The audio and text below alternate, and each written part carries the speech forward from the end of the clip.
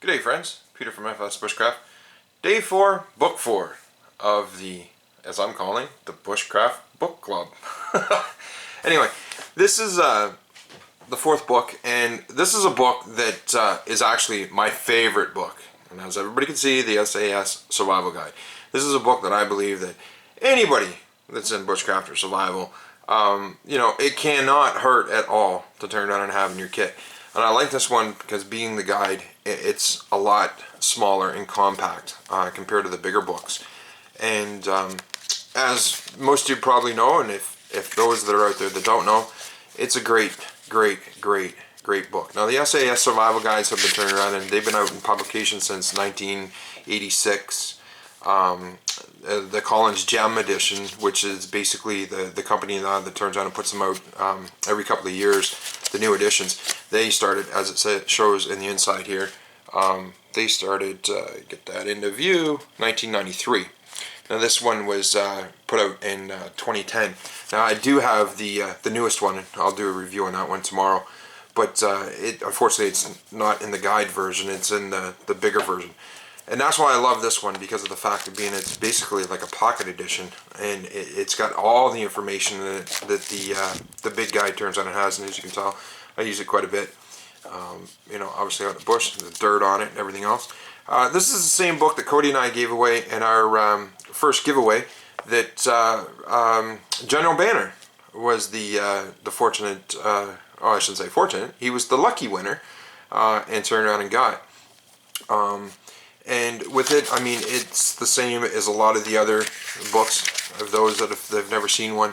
It breaks down into the essentials. So being prepared, your equipment, survival kit, your survival pouch, knives, facing disasters, water, salt, survival log. Gets into the climate and terrain, the different climates and terrains around the world. Your food, campcraft, reading the signs, so maps, direction finding, and weather signs, for instance.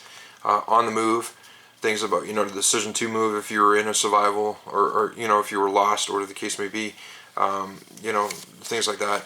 It actually breaks down to, being that it is the SAS, being British Special Forces, basically breaking down into survival at sea, rescue, health, and then your disaster strategies, and and then your droughts, fires, flood, all the different things that could turn around it, and natural, acts of God, as we turn on and say, that can happen around the world, from volcanoes and everything else. Now, a lot of it, some people may look and think, oh, well, I don't have a lot of that stuff in my area. But that's what I love about the SAS Survival Guide so much, is that it is a guide, tons and tons and tons and tons of information on different things and everything else, but it covers around the world. And that's what I love about it. Being that it's such a small, compact guide, you can carry it with your EDC, let's say, on a daily basis and stuff like that, so you always have it with you. Because as we know, some of us travel, and you never know where you're going to find yourself, or, in that kind of a survival situation. So being that something like this, where, a lot of the other books do as well, but get into the climate and terrain, and talk about those different areas, being in the mountains or polar regions, basically like we are here in Canada. We classify as being under a polar region for where I'm at. And you got your mountains, seashores, which is another thing that fits for us, where I am on the East Coast. I mean, we're right off the Atlantic Ocean, and islands and arid regions and tropical regions. You never know where you're going to find yourself, and it covers all of those and breaks it down. Now, once again, it's one of those books that, if it was the new bushcrafter or survivalist or whatever getting into it, definitely, in my opinion, it's a great book. It's really detailed and breaks down. Now, there is some areas in it, of course, it may be a little vague, or the point may be, and that's, putting on the fact of being that you've been exposed to that kind of survival situation, or whatever the case may be. From a military standpoint, I guess is what I'm trying to get at.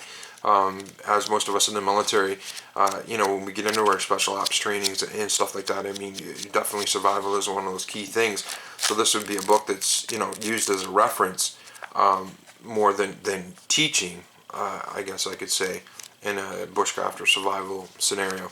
But still great for, you know, somebody starting out. And I mean, for the price of them too, you can't complain. I mean, here in Canada, you know, it's about $10 to turn on and buy. In the States, obviously, as most of the books you can turn on and get a little cheaper. But as all the other ones, I'll turn on and put a link in the description, and have where I turn on and purchase my books from Chapters and Indigo here in Canada, as well as I'll turn on and put a link to it on Amazon for anybody that wants to turn on it and get it for their collection of books. So once again, guys, this is book 4. Thank you once again for all the comments, all the support that have been turned on and getting with all the books, and be back at you tomorrow with another one. So once again, thanks for watching. All take care. God bless.